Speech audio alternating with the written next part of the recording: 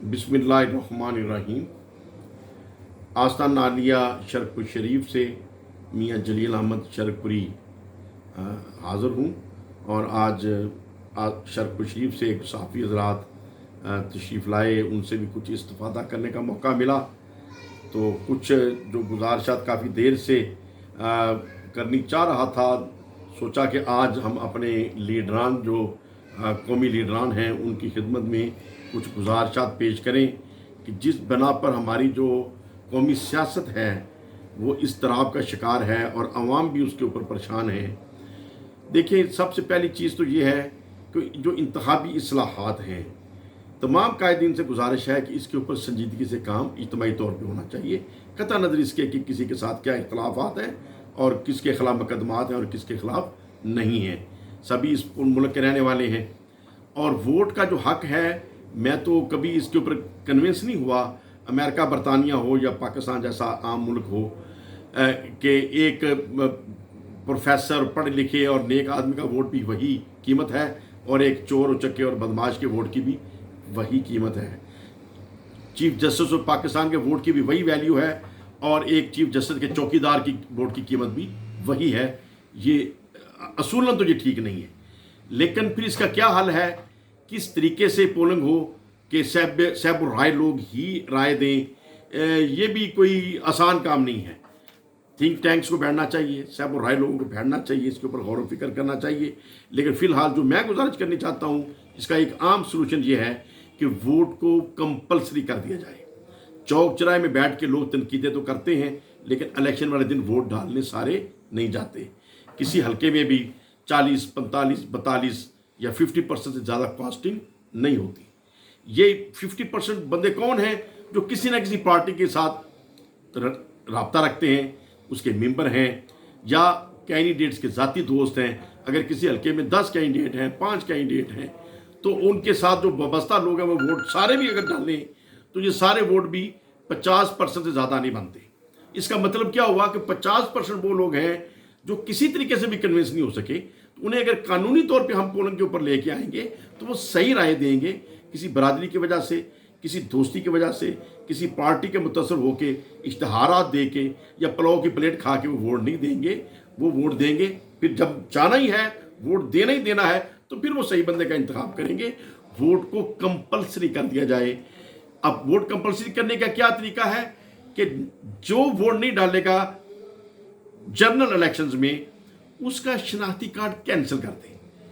जब ID card उसका cancel हो जाएगा और फिर नादरा के दफ्तर चक्कर लगा के 200, 300, 400 या 500 रुपये जुर्माना अगर रख दिया जाए तो वो जुर्माना पे करे तो उसका कार्ड बहाल होगा। इससे क्या होगा, उस डर से हर बंदा जाएगा और वोट डाल के अपनी जिम्मेदारी पूरी करेगा, जिससे सही डायरेक्शन सामने आएगी। वो 50% लोग जो वोट नहीं डालने जाते, जब वो पोलिंग के ऊपर जाएंगे बामरे मजबूरी, वो दुरुस्त फैसला करेंगे। वो खाम खा किसी इश्तिहारबाजी से मुतासर होकर या बरादरीज़म से मुतासर होकर वोट नहीं डालेंगे। तो अब एक तो ये मेरी गुजारिश है कि इसके ऊपर ज़रूर इस्लाहात की जाएं और इसको अमेंडमेंट में मियाँ शहबाज शरीफ साहब, इमरान खान साहब और फिर हमारे मजहबी जो कायदीन हैं बतौर ख़ास तहरीक लब्बैक वाले, अगर इसके ऊपर सोचें, जिनका इस वक्त बहुत ज़्यादा माशाल्लाह कंट्रीब्यूशन है, तो इसके ऊपर वो अपनी राय को सामने लेकर आएँ। इसके अलावा जो दूसरी चीज़ है, जो हमारा एक कौमी अलमिया बना हुआ है, देखिए हमारे जो पाक फ़ौज के अफसरान हैं उनके ऊपर भी ये एलिगेशंस हैं, हमारे जजेस के ऊपर भी ये एलिगेशंस हैं, सियासतदानों के ऊपर भी ये एलिगेशंस हैं कि ये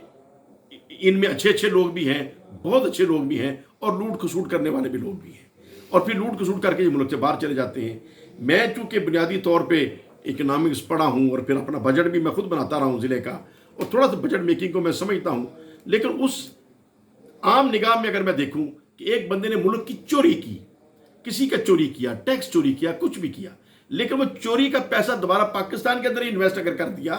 तो वो चोरी तो उसने ज़रूर की लेकिन मुल्क का नुकसान नहीं किया। वो दोबारा वो पैसा सर्कुलेशन में आ गया, यहाँ के बच्चे दोबारा रोज़गार में लगेंगे, यहाँ की इंडस्ट्री चलेगी, यहाँ का फ़ायदा होगा। लेकिन जब पैसा चोरी करके मुल्क से बाहर हम ले जाते हैं, मुल्क से बाहर जाकर दफन कर दिया जाता है, तो वो ना मुल्क के काम, ना बीवी बच्चों के काम, वो सिर्फ एक नशा होता है कि मेरा पैसा पड़ा है, وہ اس کے اپنے کام بھی نہیں آتا، پتہ نہیں کس دن سانس نکل جانا ہے، اس کے بچوں کو بھی نہیں پتا ہوتا کہ ہمارے باپ نے چوری کیا تھا اور چوری کا پیسہ فلاں بینک میں پڑا ہے۔ پاکستان کے بینکوں کے اندر بھی آج وزیر خزانہ ایسٹیمیٹ انکوائری کر لیں تو جتنے بینک ہیں ان کے اندر آپ کو اربوں روپیہ پڑا مل جائے گا جن کا کوئی والی وارث نہیں ہے۔ اور بینک کیوں نہیں بتاتے کہ بتا دیا تو کوئی لینے والا آ جائے گا، نہیں بتا رہے ہمارے پاس پڑا ہے، لیکن کوئی بندہ فوت ہو گیا اس کی اولاد کو بھی نہیں پتا ہوتا کہ اس کے پیسے کہاں پڑے ہیں۔ تو اسی طریقے سے بیرون ممالک میں بھی ارب ہاں ڈالر پڑے ہیں جن کا کوئی والی وارث نہیں ہے، چوری کا پیسہ ادھر رکھ دیا، جب وہ فوت ہو گیا کسی کو پتہ ہی نہیں ہوتا۔ لہٰذا اس میں یہ قانون بنا دیا جائے کہ جو M N A M P A ہے وہ تو ٹھیک ہے، عوامی رائے سے سامنے آ جاتا ہے، اس کے پاس براہ راست حکومتی ذمہ داری نہیں ہوتی، لیکن جس نے بطور منسٹر حلف اٹھانا ہے، خواہ وہ صوبائی اسمبلی کا منسٹر ہو یا قومی اسمبلی کا منسٹر ہو، یہ سرٹیفکیٹ لکھ کر دے کہ اگر میں ایک دن بھی بطور وزیر میں نے کام کر لیا اس کے بعد میں ٹل ڈیتھ ملک نہیں چھوڑ سکتا۔ اگر زندگی بھر ملک سے باہر جاؤں گا علاج کے لیے، کسی سیر و تفریح کے لیے، کسی دوست عزیز کو ملنے کے لیے یا حج عمرے کے لیے، تو حکومت سے اجازت لے کے جاؤں گا اور محدود پیریڈ کے لیے جاؤں گا۔ اور اگر پرماننٹ میں نے ملک چھوڑ دیا اور حکومت کی اجازت کے بغیر میں ملک سے باہر چلا گیا تو میرے تمام اثاثے ضبط کر لیے جائیں اور واپس آتے ہی مجھے ٹل ڈیتھ گرفتار کر لیا جائے، میں عدالت کا دروازہ نہیں کھٹکھٹا سکتا۔ یہ سرٹیفکیٹ لکھ کر دیں۔ اسی طریقے سے جو ہمارے فوجی جوان ہیں، جو کرنل سے اوپر جب بریگیڈیئر کی پروموشن آتی ہے تو وہ بھی یہ سرٹیفکیٹ دیں کہ میں پروموشن میں آ گیا ہوں، اگر مجھے بریگیڈیئر بنا دیا گیا تو پھر میں عہد کرتا ہوں کہ ٹل ڈیتھ میں پاکستان نہیں چھوڑوں گا، دنیا میں کہیں میرا اکاؤنٹ نہیں ہوگا۔ اسی طریقے سے ہمارے بیوروکریٹ جو ہیں 18 گریڈ تک تو ایک عام ذمہ داری ہے، لیکن 18 گریڈ سے جب اوپر کی پروموشن آئے تو 19 گریڈ کا جب ٹرن آئے تو وہ سرٹیفکیٹ لکھ کر دے کہ اگر مجھے 19 گریڈ میں پروموٹ کر دیا گیا تو میں یہ حلف دیتا ہوں کہ ٹل ڈیتھ میں پاکستان چھوڑ کے نہیں جاؤں گا۔ اگر یہ قانون بنا دیا جائے تو میں سمجھتا ہوں کہ ہمارے بہت سارے مسائل حل ہو جائیں گے۔ اور اس کے ساتھ ساتھ جتنے سرکاری ملازمین ہیں اور جتنے M N A M P s ہیں ان کے لیے یہ لازم ہو کہ ان کے بچے پرائیویٹ اسکولوں میں نہیں پڑھ سکتے۔ جس کے بچے پرائیویٹ اسکولوں میں پڑھتے ہیں وہ انتخابات میں حصہ مت لے، وہ سرکاری نوکری نہ کرے۔ اگر سرکاری ملازمین اور عوامی نمائندگان کے بچے سرکاری اسکولوں میں پڑھیں گے تو وہ عوامی نمائندگی کا حق رکھتا ہے۔ جس کے بچے پرائیویٹ اسکولوں میں پڑھتا ہے وہ ایک پرائیویٹ آدمی ہے، وہ عوامی نمائندہ نہ بنے، وہ سرکاری نوکری نہ کرے۔ علاج کرائے گا تو سرکاری ہاسپٹل میں علاج کرائے گا۔ ہاں، سرکاری ہاسپٹل اگر لکھے بامر مجبوری کہ پاکستان کے فلاں پرائیویٹ ہاسپٹل میں جانا مجبوری ہے تو وہ جائے، لیکن شوق سے اور پیسے کے نشے سے وہ پرائیویٹ ہسپتال میں جائے گا تو یہ انلیگل ہونا چاہیے۔ تو اس طریقے سے چند اگر اصلاحات کر دی جائیں میں سمجھتا ہوں ہمارا ایجوکیشن نظام ٹھیک ہو جائے گا، یہاں پر ایک سوال ہے، ہمارے ہیلتھ سیکٹر ٹھیک ہو جائے گا، ہمارا سیاسی کلچر ٹھیک ہو جائے گا۔ اور اسی طریقے سے عدالت عظمیٰ سے بھی میرا درخواست ہے کہ جو ہائی کورٹ کے ججز ہیں، سپریم کورٹ کے ججز ہیں، جب ہائی کورٹ کے اندر جائیں، سیشن جج تک تو کوئی اتنا ایشو نہیں ہے، لیکن جب ہائی کورٹ میں جائیں ان کے لیے یہ بھی ہونا چاہیے کہ اگر میں ایک دفعہ جج کی ذمہ داری پہ رہ گیا اس کے بعد ٹل ڈیتھ میں پاکستان نہیں چھوڑ سکتا،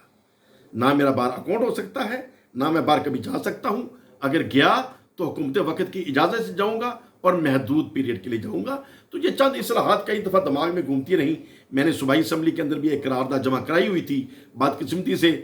ہماری صوبائی اسمبلی دنگا مشتی کا شکار ہو گئی اور وہ قرارداد وہیں پڑی رہ گئی۔ اس کے اندر تو اور بھی کافی پوائنٹس ہیں، اگر آج حمزہ صاحب چیف منسٹر ہیں ان کی اگر نظر پڑے اس کو دیکھ لیں، پسند فرمائیں تو اس کو امپلیمنٹ کرنے کی کوشش کریں۔ تو میری یہ درخواست عمران خان صاحب، شہباز شریف صاحب، زرداری صاحب اور اپنے مذہبی قائدین سب سے یہ ہے کہ ان چیزوں کے اوپر غور فرمائیں اور ان کو امپلیمنٹ کرنے کی کوشش کریں۔ تو میں سمجھتا ہوں ہمارے جو مسائل ہیں، آدھے سے زیادہ مسائل انہی چیزوں سے حل ہو جائیں گے۔